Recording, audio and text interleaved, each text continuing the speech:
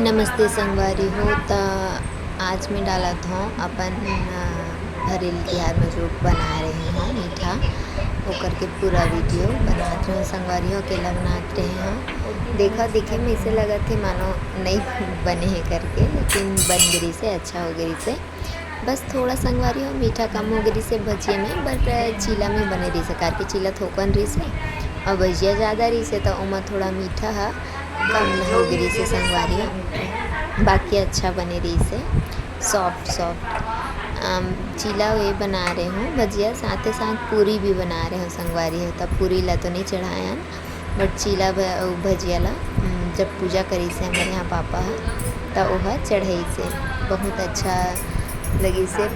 अपर दिन बाद बना रहे हूँ तो डर रही से अच्छा बनी तो नहीं की, लेकिन ठीक बने रही से कार की पहली बनात नहीं रही तो आदत नहीं है, सब देखत रही दूसरा मन ला बनावत तो खुद बनाबे तो जानबे कैसे बनते या ऐसे कह के।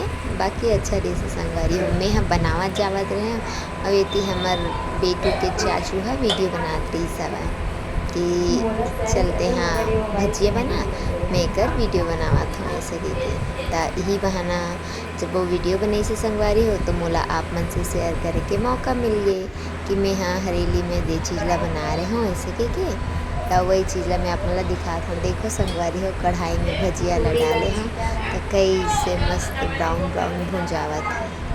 आपन क्या बना रहे हो कमेंट में बताओ।